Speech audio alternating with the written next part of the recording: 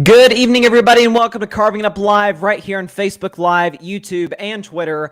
As always, I'm Bryson Carver, and this is our final live show of 2021. It's crazy how fast the year went by. Started doing live shows in January of this year. I've enjoyed every second of it with you, the listener, and you, the viewer, of each of these live streams, Monday, Thursday, and Friday. Going to be doing a New Year's Eve special tomorrow. I'm going to put out some more of that information on social media. So you see some of my social media platforms down there in the bottom. If you're listening to the podcast, that's at Carving It Up Podcast on IG, at Carving It Up Pod on Twitter, and then my name, Bryson Carver, on Facebook. So a lot to get into today. Mostly going to be a prediction show. Going to predict the two games of the college football playoff. The college football playoff semifinal games are tomorrow afternoon. Alabama taking on Cincinnati at 3:30 Eastern. And then you've got Georgia and Michigan, really more the marquee game because we all know what's going to happen with Alabama and Cincinnati. Georgia and Michigan taking on each other at 7:30 Eastern, both games on ESPN.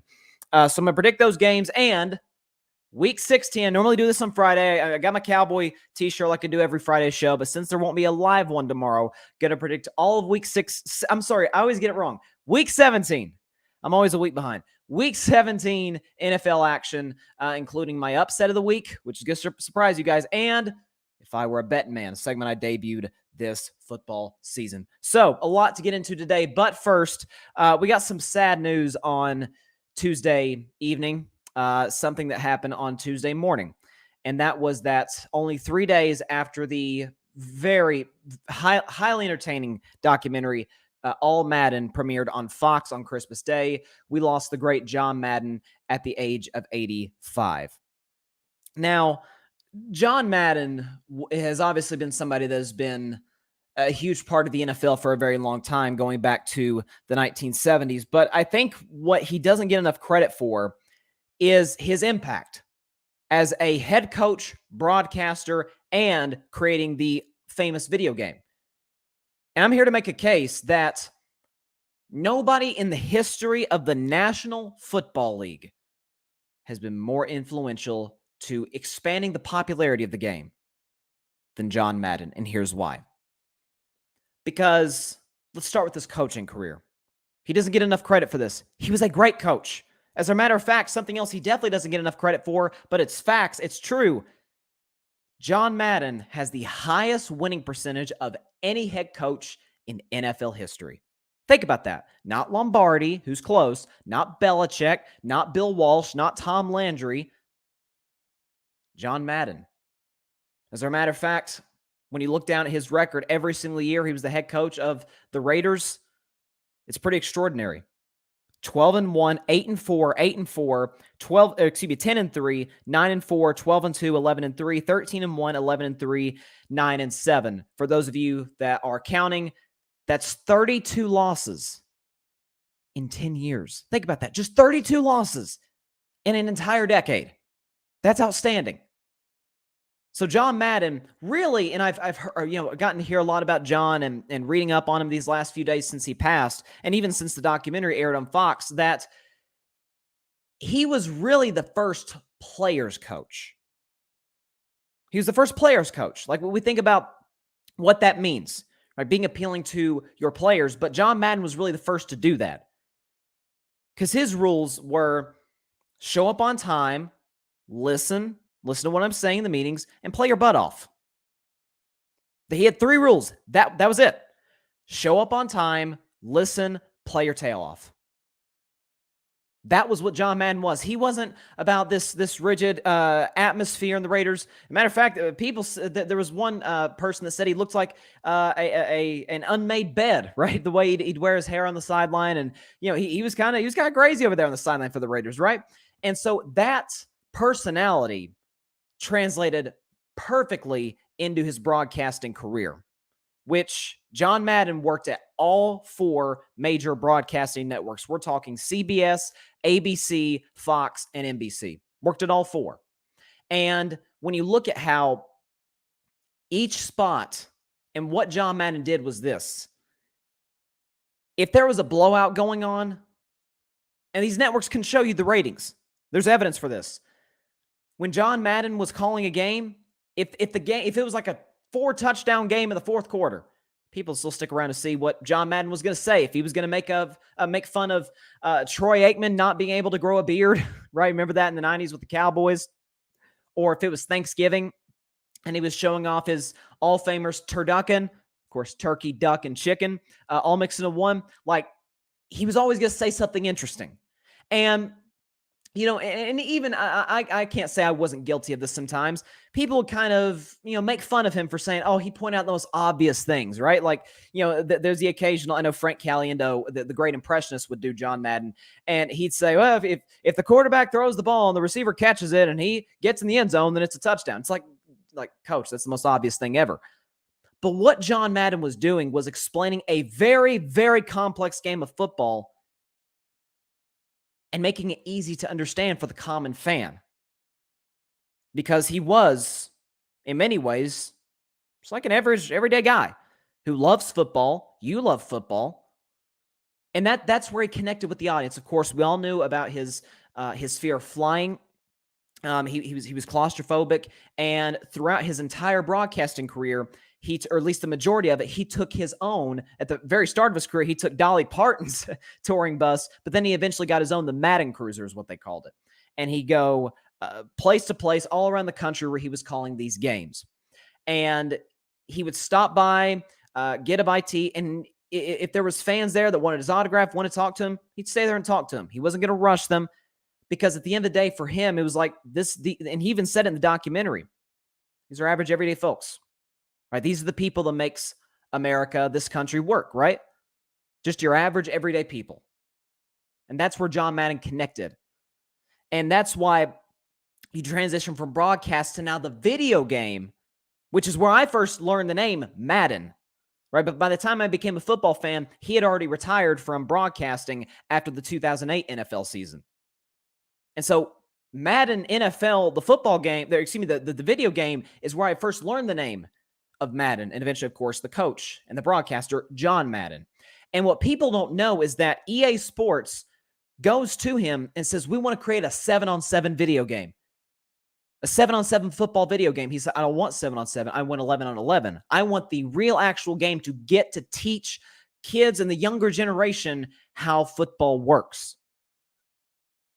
And honestly, that's how I learned how football works, by playing Madden. I remember I played Madden NFL 13, and that's how I started to kind of understand concepts and game plans and things of that nature. Not to the degree of, say an actual NFL coach, obviously, but learning the ins and outs, learning when to run the ball, when to throw the ball, strategies. John Madden is responsible for me learning and eventually, of course, loving the game of football. And I know that's the case with a lot of people. Whether it's you were a Raiders fan, whether it's you were a fan of him as a broadcaster, that's what he did. He connected with people. And that's, to me, what the John Madden legacy is going to be. It's going to be something that spans generations on from now. Because think about this. Madden hadn't coached in nearly 5 decades. And his name was just as relevant as anybody in the NFL. We talk about the legends. We talk about, say, the Bart Starrs, who won the first 2 Super Bowls as the quarterback of the Green Bay Packers. We talk about those great 85 Bears defenses. But Madden was a part of everyday football life. That's saying a lot. And he was for 5 decades in his 3 professions, whether it's a coach, broadcaster, or the creator of the all-famous video game. That's what he was and still is. He's still relevant to the game of football, to the NFL, to the fans. He was a part until the day he died, as far as I'm aware. He was part of the NFL competition committee. So even when he retired, he was still very much invested in the NFL. The commissioner, Roger Goodell, who was the one who announced the passing of Coach Madden, he would call him, or somebody who's higher up in the NFL would call Madden. Hey, we're thinking about maybe changing this rule. What do you think? He was also a part of some of the safety committees, right? Like reducing concussions and things of that nature. So he cared about the players. He cared about the fans. He cared about making the game better. And that's, to me, what the legacy of John Madden is going to be. How do we get better? Because look, let's be honest. I'm not going to throw out any names, obviously, but sometimes we see coaches and players of previous generations that think, oh, the game is soft and this. Madden evolved, right? He transitioned with the game. Like my generation, Gen Z, or even millennials were like, this guy's cool. This is a cool dude. And he was. And so he will be missed. You know, when he passed, when I saw the news he passed, obviously I was sad. And anytime someone of note, whether you know them or not, when they pass away, it's a sad thing. But it kind of hit me different. Even though he was 85 years old, he lived a full life. And thankfully, thank God, he got to see in that documentary all these great players and coaches, and even the commissioner, Roger Goodell, and his family get to tell him how special he was to them. We saw the Lawrence Taylor, the greatest defensive player ever. Lawrence Taylor had that quote at the end of the Madden documentary. We talked about how John Madden made him a better football player. And Madden's last words at the end of the documentary were, I guess I realized I learned some things that I don't think I realized before. And so that's great that all these people got to tell him and he got to hear what he meant to them. And so when he passed, it was just like, man, like it kind of hit me different than it does when, for the most of the time, when people of previous generations pass away. Even if he was 85, it was like he was part of me loving football. And Lord knows I'm not the only one that can say that. I'm sure you can say that. John Madden was a part of your football experience, whether it was watching the Raiders back in the day, whether it was watching games on Fox, CBS, NBC, or ABC with him calling the game, calling your favorite team's big game, or whether it was playing the Madden football video game, which we all know will continue to be made over and over and over. So rest in peace, John Madden, passed at the age of 85. Was a good man, a great coach, a great broadcaster, and a great ambassador for the great game of football. John Madden passed away on Tuesday morning at the age of 85. I have a comment here from John Rivera. He says, John is a great name. Yeah, there you go. Rest in peace. Yes, it's again, like just his impact on the game. It was unbelievable. And that is why, in my opinion, and I'm not just saying this because he just recently passed, how many people can you name that are more? Remember we talked about Steph when he broke Brown's record. Like Steph's one of the most influential players in the game of basketball.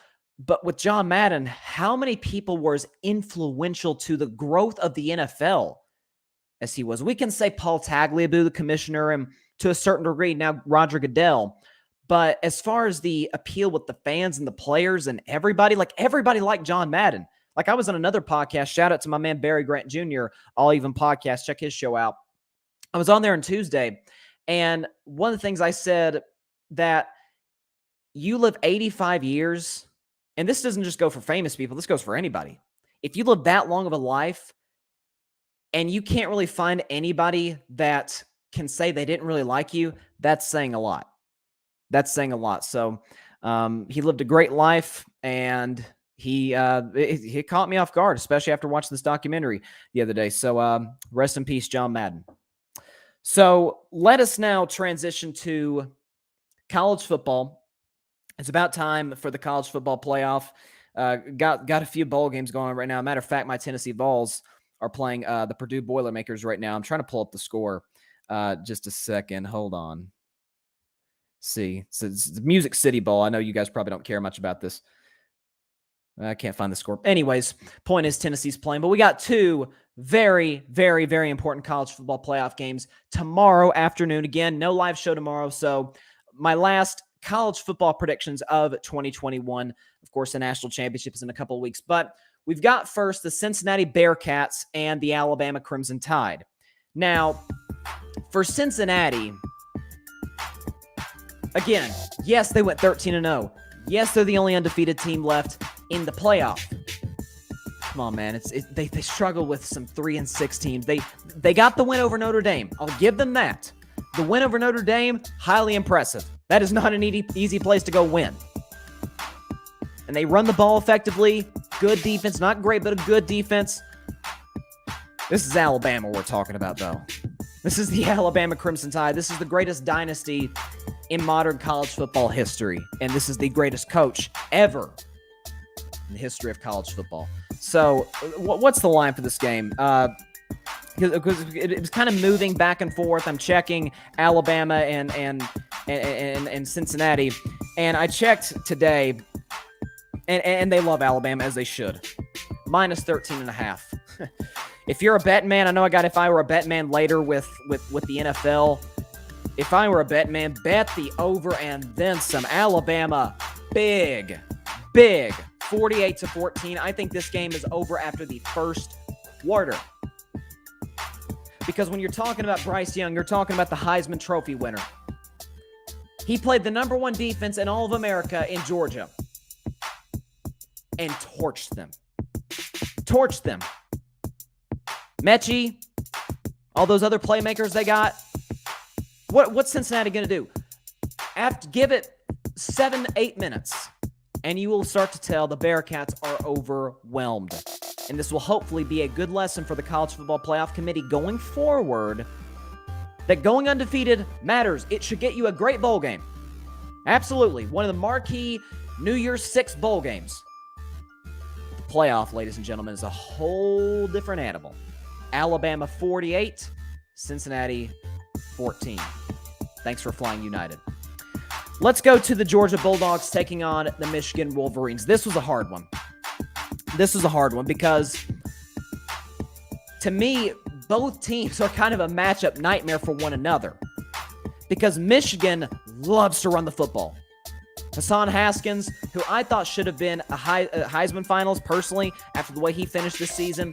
But when you look at, maybe the totality of the season, you could say, well, maybe he didn't do enough. But he had an unbelievable finish to the season, ran all over the Ohio State Buckeyes in the game that decided who went to the Big Ten championship game, basically who got to crush Iowa.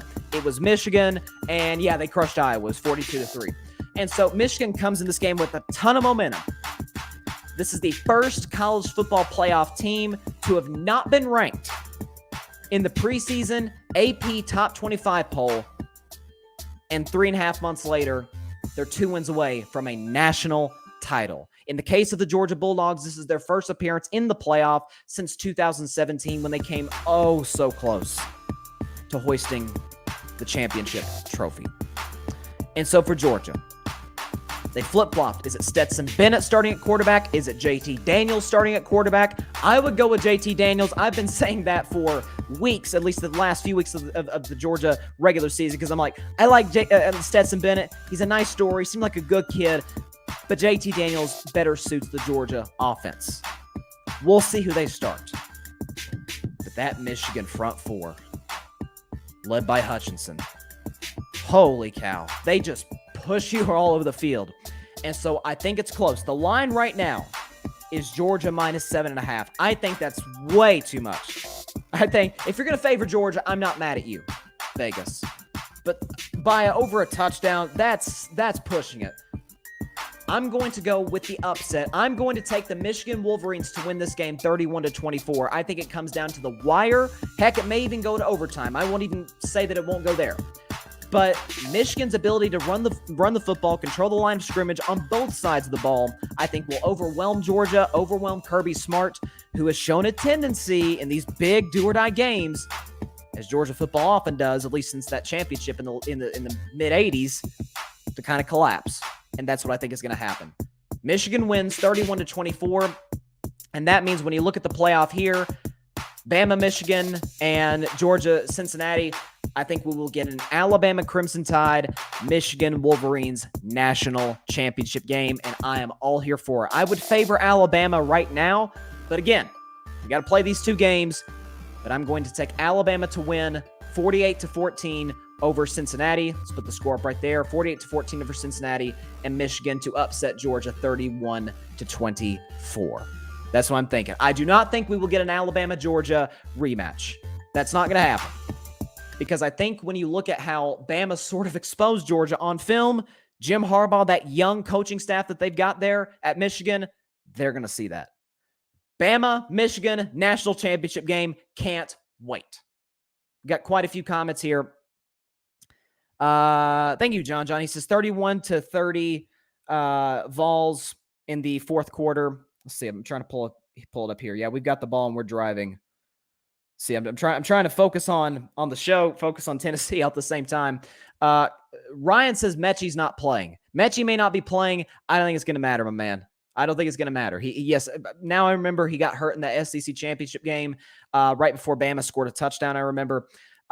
He said Michigan might have a chance. Some of Georgia coaches won't be there, obviously due to COVID, as Ryan points out.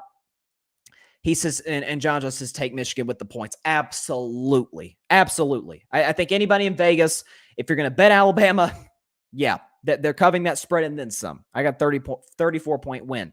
If you like Michigan, like John said, maybe you take Georgia, but they're not winning by over 7 points. They're not. As a matter of fact, I think it's going to be Michigan winning by 7 points. So let's shift to the National Football League. We're in week 17, which in most seasons meant this is the last week of the regular season. But with the 17-game schedule, we got a week 18 next week, which it still sounds weird coming off the tongue. Week 18. Like week 17, that's got like a finality to it, which it has for decades in the NFL since they shifted to a 16-game schedule. Now we've got a 17-game schedule, and we've got some big ones. We've got, most of these games, save for a couple, have some serious playoff implications. So, of course, I've already got my upset of the week ready. I've got my If I Were a Bettin Man segment ready. So let's just jump right into it. Get the music back going. Let's start with the Atlanta Falcons taking on the Buffalo Bills. Now, in this game, Atlanta and Buffalo, the Falcons are huge underdogs. Buffalo's favored minus 14.5. This is a week you're going to see throughout this predictions. A lot of big spreads, like huge spreads. So I always say I kind of try to stay away from those, at least if I were a betting man. I usually try to stay away from those huge kind of over-the-top spreads. Atlanta's not a playoff team. I don't think they're getting in. They're 7-8. Mathematically, they're still alive, certainly more than Washington is right now. But you're going into Buffalo. Bills are coming off a huge, biggest win of their season in Foxborough against the New England Patriots. Josh Allen played outstanding, as did Stephon Diggs. And with an Atlanta Falcons defense that's really struggled all year, I think it won't be over 14 points. It won't be an over 14-point win for Buffalo. But I'm still going to take the Bills to win this game 28-17. The Bills win 28-17 in this game.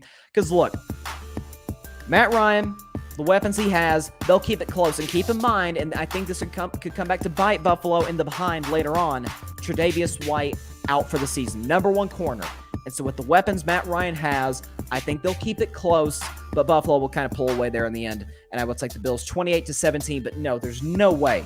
There's no way I'd even touch that spread, minus 14.5. No way. Let's move on to the New York Giants taking on the Chicago Bears, one of the few games this week that has virtually no playoff implications, no significance whatsoever, at least unless you consider draft positioning, which maybe these two teams do care about. Because for the Giants, is it Mike Glennon? Is it Jake Fromm? They are in quarterback purgatory right now. I mean, it's not good. For the Bears, does Nick Foles start again? We saw what he did last week against the Seahawks. That big 2-point conversion to mathematically eliminate the Seahawks from playoff contention, and we'll get to the Seahawks game later. But Nick Foles may start. I said I thought the Bears should have traded him, give him a new opportunity elsewhere to maybe make that magic that he did in Philadelphia in 2017. That did not happen. And so in this game, we've got the Bears favored minus 6. Again, I still think that's pushing it, but the Giants' offense is bad. It is. Oh, Lord. I hate watching the Giants' offense. Hate it. You got quarterbacks struggling to throw for 100 yards. I mean, it's not good. So at home, I'll take the Bears just by default, 22-17. They win 22-17. Matt Nagy coaches the final 2 games of the season as he himself proposed, and the Bears will win their second straight game, beat the Giants 22-17. But again, I don't like spending too much time on bad teams. Let's move on to the Kansas City Chiefs taking on the Cincinnati Bengals, folks. This is a big one. This is a big one because in the case of the Chiefs, you've got a team that started 3-4. They got blown up by the Tennessee Titans. And I was not one who said, oh, their season's over. But I did kind of bury the Chiefs in regards to championship contending. And that was a mistake on my part. I admitted it weeks ago. If you look at the Bengals, on the other hand, this is a team that I thought wasn't going to do anything this year. I had them winning 4 games just like they did a year ago. But they're 9-6. They've won a couple straight games. Joe Burrow is absolutely balling right now. with Joe Mixon, with Jamar Chase, with T. Higgins, who's really emerged. Big 6'3" target for Joe Burrow to throw the ball up to, like he did time and time again against Baltimore last week. But in this case, and by the way, you do have the Chiefs who are favored -5 on the road, so they really like Kansas City in this game.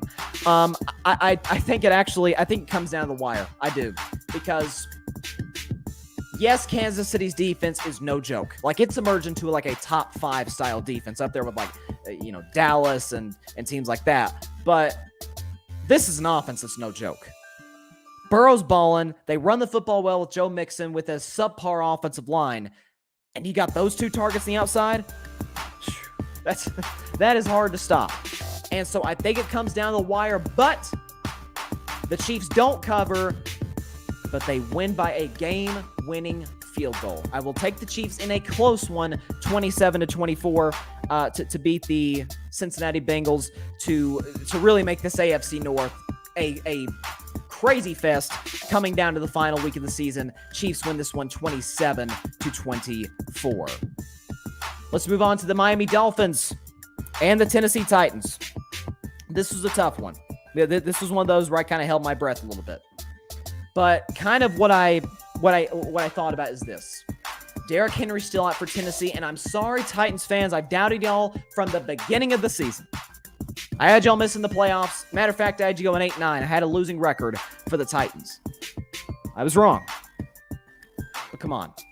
They've struggled offensively since Derrick Henry went down. Even in that win against San Francisco, that was more Jimmy Garoppolo kind of handing the game to you with those 2 interceptions than it was just Ryan Tannehill and his heroics there at the end, capped off by the game-winning field goal. My thing is this. The Miami Dolphins, who can't lose, they've won 7 straight games. As a matter of fact, the Dolphins became the first team in NFL history to have a 7-game losing streak and a 7-game winning streak in the same season. So when they're low, they're real low. But when they're high, they're on cloud 9. And so when you look at this winning streak for Miami, and this is a stat I couldn't believe, they're allowing about 12 points a game during this winning streak. So this defense has been shut down. Last week, the Saints, and I got a Saints fan in here, obviously. My man, Saints 101, who's been in the comments these last few weeks. He says, I'm back, bro. I had a feeling we would lose down 22 players. We got our players back now, though. Watch out, Panthers. I will get to Saints-Panthers later in the show. And later in these predictions, he says, don't believe in the Dolphins. They played a practice squad Monday, LOL. They did, but they didn't play a practice squad every game, the 7-game winning streak. They do have wins over the Baltimore Ravens. So, and Tua, although he didn't play particularly well Monday, he's played clean football, efficient football. He's been accurate with the football. And so I think it comes down the wire. In this game, the Titans are favored -3.5. So they're coming close to saying, pick them. I'm going to take the Dolphins to win their 8th straight game. I think they win 20-16. Again, this Dolphins defense, man, it's looking like last year's defense. It is shutting offenses down. And when you look at Tennessee and their struggles to begin with, I think that favors the Miami Dolphins in this. I think Miami wins it 20-16. Miami Dolphins win this game and get to 9-7. And Saints 101 says Henry back. He is not, and that is a big reason that I am predicting Miami. Let's move on now to sticking with the team in the AFC South, taking on a team that, against all odds, they're still alive. Talking about the Las Vegas Raiders taking on the Indianapolis Colts. Raiders are 8-7, Colts are 9-6, and just on fire right now since they got off to that slow start this season. In this game, the Colts are favored at -6.5. That sounds all good and fun, but when you look at Derek Carr, when you look at this Raiders offense that has given teams problems throughout the regular season, even without Henry Ruggs, and we all know what happened with that tragedy, you still got a good running game. Solid offensive line. Derek Carr plays clean football. So coming into this game, I do not think Indianapolis covers the spread. They are the team, as I've said over and over, you don't want to play. But keep in mind, maybe they're kind of overlooking the Raiders a little bit. Maybe they're starting to get onto that hype like, hey, maybe we are the team nobody wants to play. It's different being the hunter and the hunted. In this case, I think the Colts are the hunted. I do have them winning this game by a score of 31-17, but I said they wouldn't cover. My bad. messed up. I was looking at a different score. I got the Colts 31-17. Jonathan Taylor runs all over the Raiders, and that's what happens. But I do think Vegas fights. They Derek Carr keeps them in it, but man, Jonathan Taylor. He and Cooper Kupp are fighting for that Offensive Player of the Year. I think it's going to come down to the very wire between those two and what they can do at a high level in this league. But I had the Colts covering the spread. My bad. I was looking at a different score. 31-17. Let's transition to a crappy team taking on a playoff team. The Jacksonville Jaguars, the New England Patriots. Yes, this Patriots defense has really struggled as of late. But in fairness to them, they match up against the aforementioned Jonathan Taylor and Josh Allen along with Stephon Diggs. Like, that's... You can have as great of a defense as you want, but when you have the skill position players that those two teams, the Colts and the Bills respectively, have, that's tough. And they kind of got a break with the bad weather in Buffalo that Monday night game a few weeks back. But in this losing streak, I just want to throw this out there.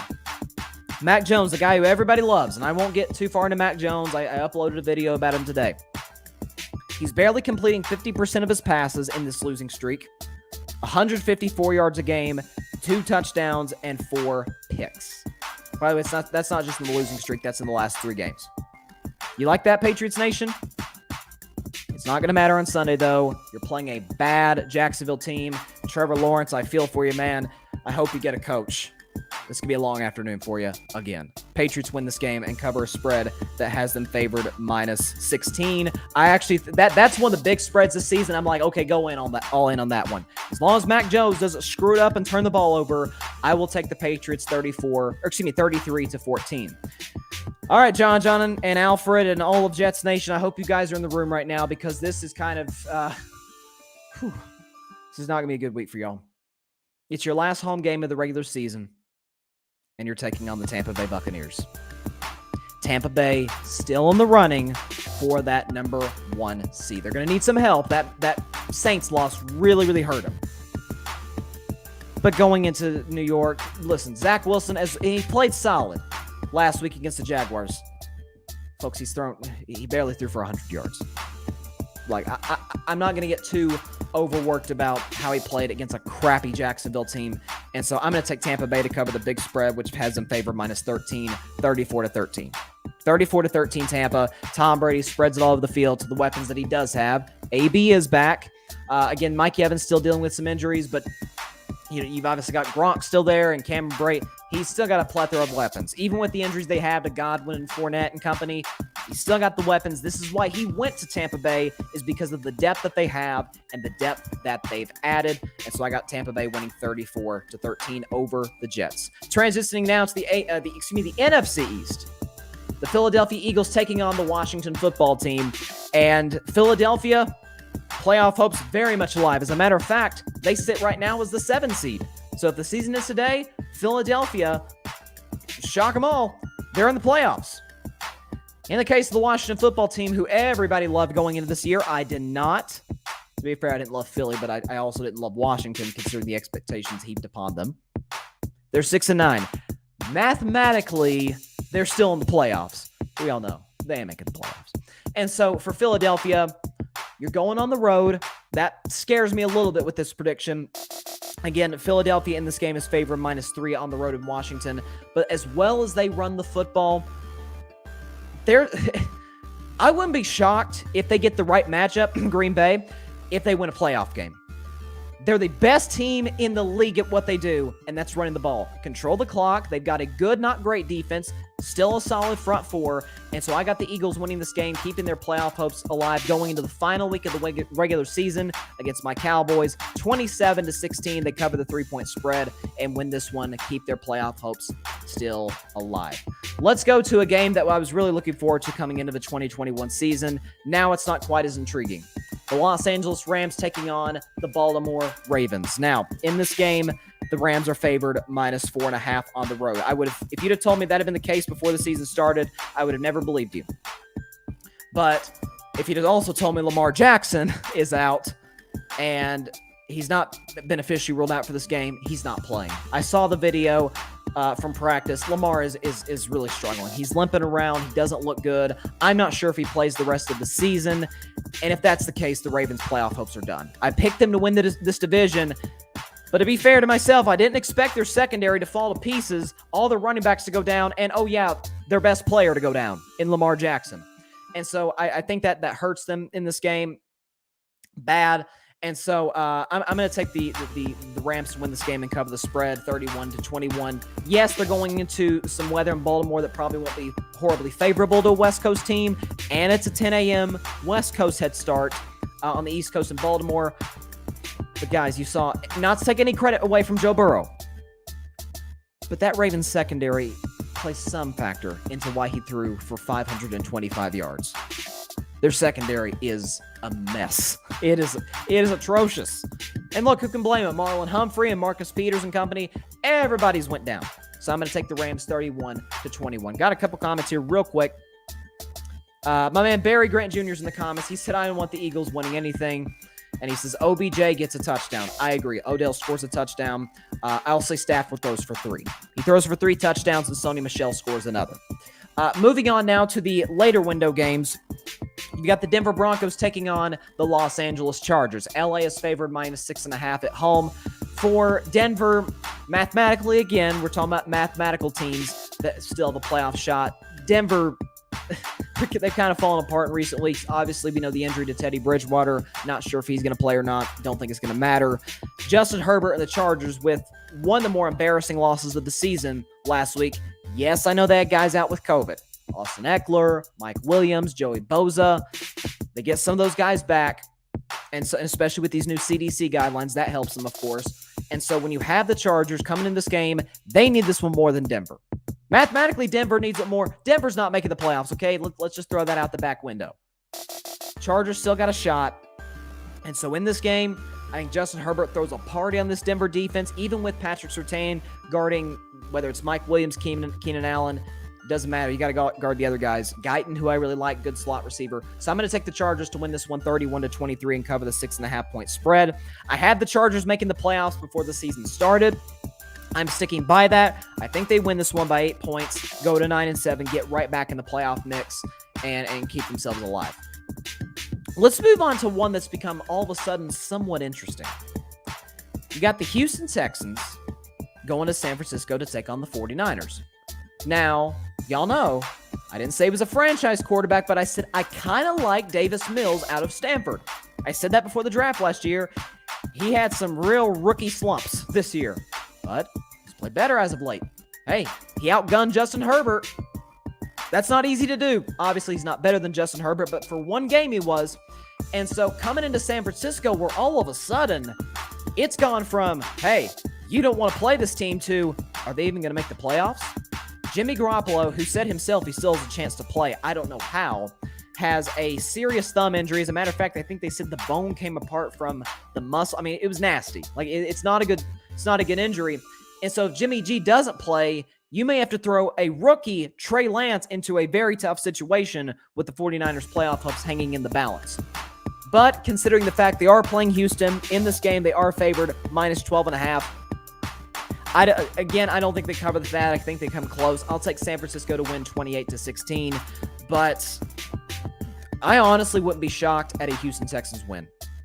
I really wouldn't. I would not be shocked at a Texans win because the injuries that the 49ers have at the quarterback position, the fact that, look, Kyle Shanahan got out game planned by Mike Vrabel, and I like Mike Vrabel a lot, but that was a game. If you're the 49ers, you got to win. And Kyle Shanahan got out schemed, and Jimmy Garoppolo got outplayed by Ryan Tannehill. Regardless who starts at quarterback, whether it's Jimmy G, Trey Lance, 49ers win this one 28-16 going into the final week of the season. John says, I don't want Seattle winning, LOL. Oh, that's right. Yeah, that's because the Seahawks have the Jets first-round picks, and so that's the game I'm going to get to next after Saints 101. He says, Niners win by 7. My guess is Niners defense steps up and gets that win. I agree with you. And John says, let's go Houston. Let's go Houston.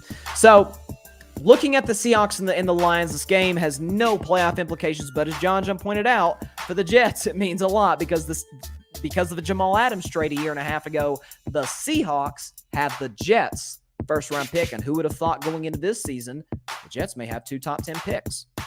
And so I think Seattle psychologically is kind of damaged. They're 5-10. Russell's out of there. He's gone. He's gonna ask for a trade. He's gonna get it. Pete Carroll very well might get fired. Not just this defense, yes, the defense, but this whole organization, this whole franchise is in a complete and utter rebuild. And so I'm going to take Detroit not to cover. I worded that wrong. Detroit keeps it close regardless if it's Boyle or Goff starting at quarterback. Seattle does not cover the 7-point spread. I don't know why the spread's at 7 points. I really don't. As close as Detroit's played some teams this year. But I do think Seattle wins at 23-21 just for Russell Wilson. That's it. Sorry, John. For your sake, I hope they lose. Even though I love Russell Wilson. But that's kind of where I'm at. Seahawks win 23-21. Let's move on now to my favorite segment of the week. Bettin Man. If I were a betting man, I'm looking at the Dallas Cowboys taking on the Arizona Cardinals. May I mention my Dallas Cowboys taking on the Arizona Cardinals, and Dallas is favored -6 going into this game. Now, that may seem like a big spread against a 10-win team. Kyler Murray's never lost at AT&T Stadium, ever. He's 7-0 in that stadium. Never lost. As Lamar Ball said, never lost. But Kyler Murray did some talking this offseason about the Dallas Cowboys. You said, you kidding me? Because remember, Kyler grew up in that Arlington area. He said, I didn't root for the Cowboys growing up. They were blank. I won't repeat what he said. They were trash, basically. I didn't like the Cowboys. They were trash. Trust you me. That defense, especially, not just the team, but the defense led by the young Lion, Micah Parsons, the interception leader in Trayvon Diggs, DeMarcus Lawrence, Randy Gregory, Neville Gallimore, Leighton Vander Esch and company. Oh, they're going to remember that. And as Micah Parsons said this week, this is an opportunity to make a statement. And a statement I believe they will make. Dallas wins this game 28-19 and keeps their hopes alive for that coveted number 1 seed in the NFC. They win this game 28-19 over the Cardinals. Kyler Murray has a very long day without DeAndre Hopkins. Honestly, wouldn't be shocked if Dallas won by more than this. But because of that defense, I think they'll hold Dallas's offense in the second half. I see the Cowboys getting off to a hot start and sort of tailing off of the second half. But believe me, this bobblehead back here, he will be back in the living room as my good luck charm once again. Have a couple comments here before my upset of the week. He says, let's go Houston. Oh, yeah. My man, Philip, he says, I got Detroit winning 26-23. Well, Seattle's defense is bad, so I could see that. Again, I wouldn't be shocked at a Lions win. Like I said, I think Seattle's kind of psychologically messed up right now, just because of the expectations going into this year and the massive failures by the head coach, by the quarterback, by the general manager, by the coaching staff, by the roster. It's been a disaster. And so I think it being possibly Russell Wilson's last game in Seattle as a Seahawk, I think that factors in a little bit for Russ. Like at this point, you just got to kind of start psychoanalyzing teams and psychoanalyzing players. And that's kind of what I'm doing here. I don't think Seattle's covering the 7-point spread. No way. Not in a million years. And so I got that. And John Johnson, Arizona needs this game more. I think for their morale, for their, I keep using this word, but psyche, yeah, you're probably right. Dallas has clinched the division. They know who they are. I don't know if Arizona does right now. And so I think that contributes a little bit into the result, the final score of this game. And so let's transition now to the upset of the week. The upset of the week. We got a divisional matchup on Sunday Night Football featuring the Minnesota Vikings and the Green Bay Packers. Green Bay, big home favorites. They haven't lost a game at home this season. Green Bay favored by 7. Put up the score right now. The Vikings upset 28-27. And because of this result, it will be the Dallas Cowboys who have the number 1 seed in the NFC. Here's why.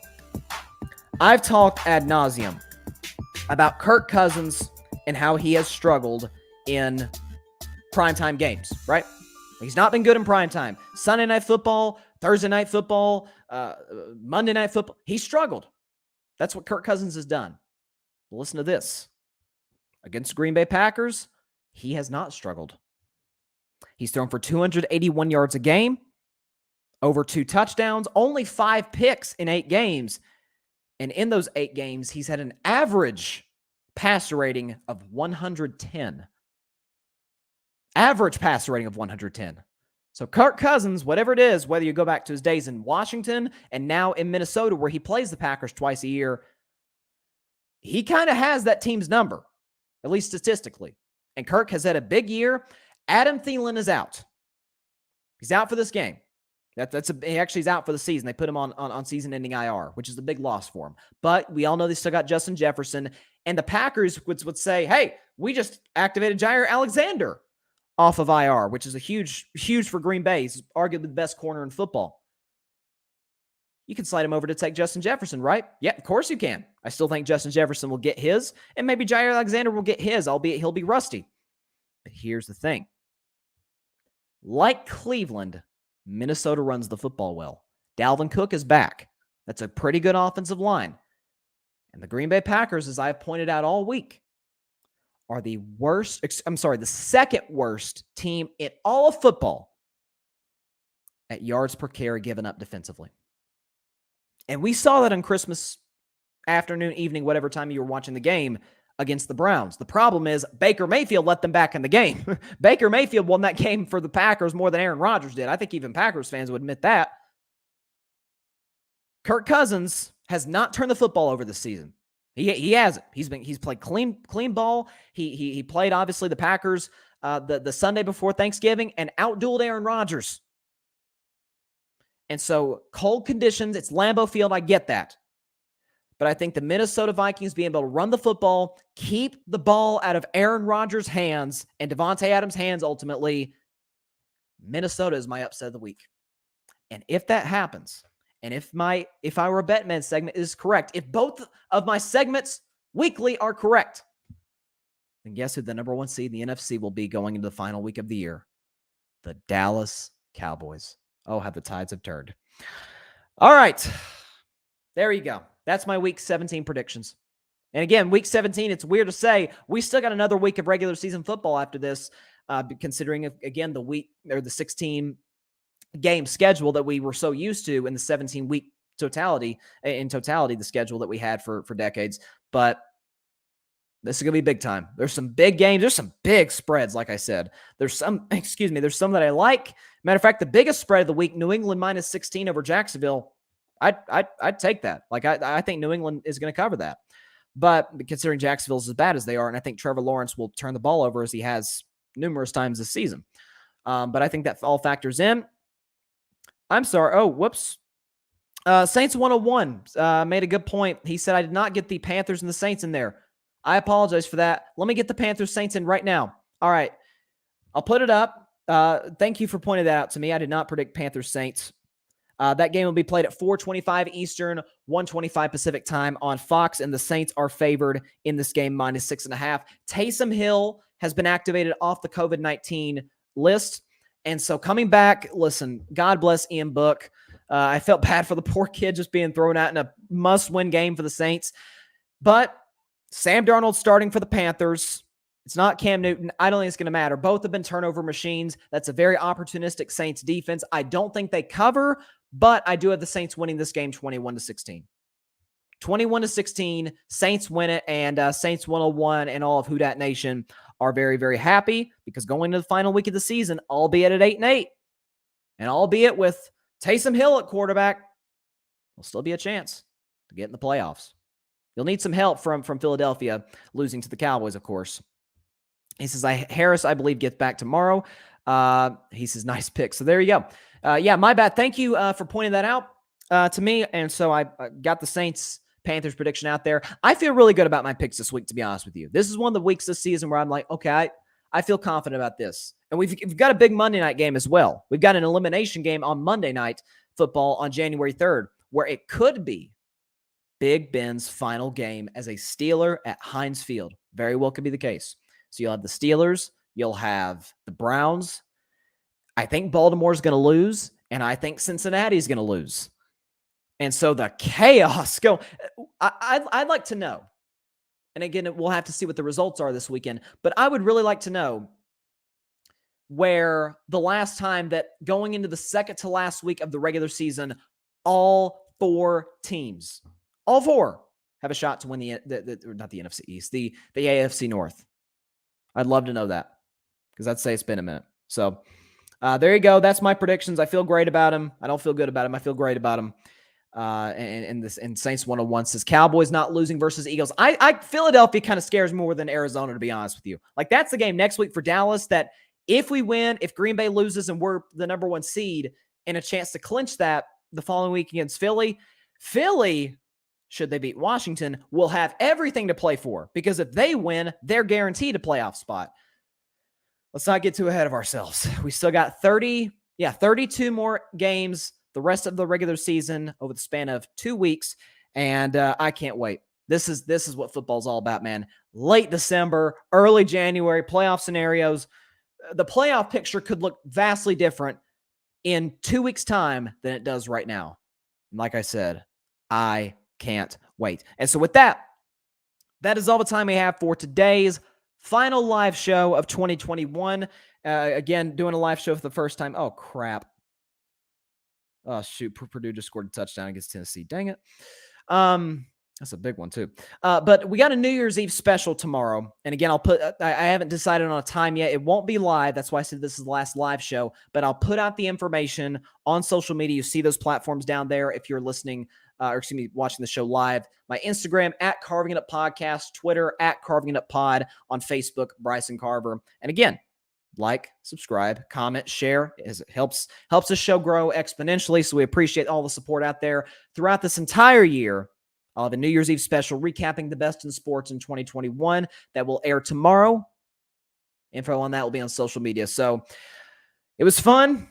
Can't wait for 2022 to see what it brings in the sports world and in our personal lives. It'll be interesting to say the very least. So I can't wait. Hoping for a Cowboys, Warriors, and Red Sox championships. We got to stay optimistic, folks. And I think all three have a shot. We'll see. So have a great weekend. And for the last time live, Happy New Year to everybody out there. Enjoy your time with loved ones. And, of course, stay safe out there.